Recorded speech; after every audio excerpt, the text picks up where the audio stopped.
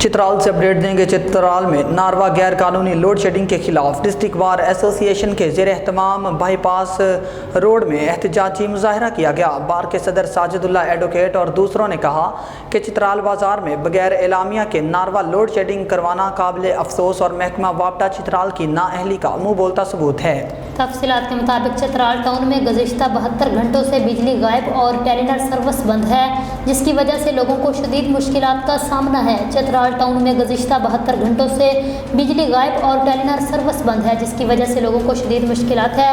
لوگ گرمی کے مارے بے حال، بچے رونے پر مجبور، پانی کی قلت، ٹھنڈا پانی نہ ملنے سے لوگ بے حال ہیں۔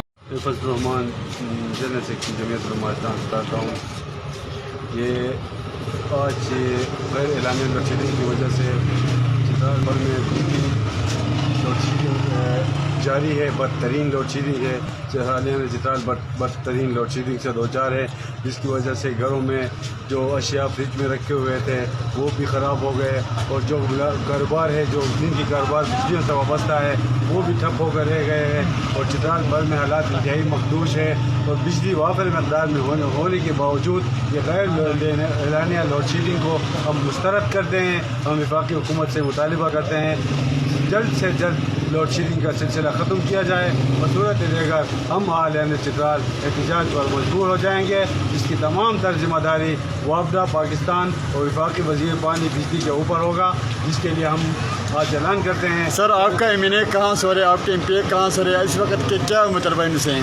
میں اپنے ایم این اے صاحب کو بھی، ایم پی اے صاحب کو بھی میں درخواست کرتا ہوں، اور اس میڈیا کے ذریعے اس کو میں مینشن کرتا ہوں کہ اپنی ذمہ داری کا مظاہرہ کریں، اور لوگوں نے آپ کو مینڈیٹ دیا ہے، اور جنہوں نے دوسرے درجے پر اپوزیشن میں بھی ووٹ لیے ہیں، ان سے بھی اپیل کرتے ہیں کہ میدان میں آ جائیں۔ اس ظالمانہ کارروائی کے خلاف عوام کو ایک ہو کر احتجاج کرنا ہوگا، کہ عوام کے لیے صرف لوڈ شیڈنگ ہے، عوام کے لیے صرف مہنگائی ہے، عوام کے لیے صرف ٹیکس ہے۔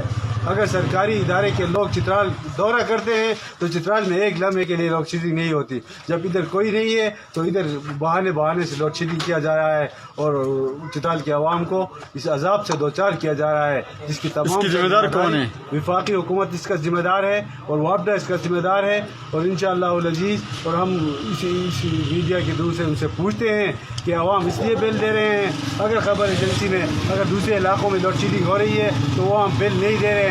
چترال میں باقاعدگی کے ساتھ وابڈہ کو بل بھی مل رہا ہے، اور پورے پاکستان کو چترال سے بجلی بھی مل رہا ہے، جس کی سزا ہمیں یہ دی جا رہی ہے کہ ہر وقت غیر اعلانیہ لوڈ شیڈنگ، رمضان میں غیر اعلانیہ لوڈ شیڈنگ، جمعے کے دن لوڈ شیڈنگ، جب گرمی زیادہ اس وقت لوڈ شیڈنگ، یہ کیا مذاق بنا رکھا ہے عوام کے ساتھ، جس کی ہم بھرپور مذمت کرتے ہیں، اور حکومت سے مطالبہ کرتے ہیں کہ جلد از جلد اس مسائل سے قوم کو نجات دلائے۔ بصورت دیگر جو صورتحال پیدا ہوگی، اس کی تمام تر ذمہ داری وفاقی حکومت پر ہوگی۔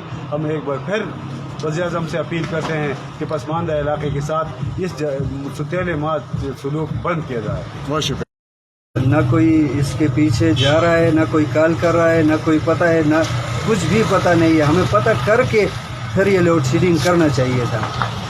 ابھی آپ کو کیا مشکلات زیادہ پڑ رہے ہیں؟ ابھی روشنی نہیں ہے نا، بس یہ سولر سے ہم گزارا کر رہے ہیں۔ دیکھیں بازار کو سارے سنسان ہو گیا ہے، ہم سولر سے پھر بھی گزارا کر رہے ہیں۔ حکومت سے کیا مطالبہ ہے آپ کی؟ بس حکومت سے یہ مطالبہ ہے کہ ہمارا سسٹم ٹھیک کرے، اور M N A M P A سے گزارش ہے کہ وہ تھوڑا کام کرے۔ بسم اللہ الرحمن الرحیم۔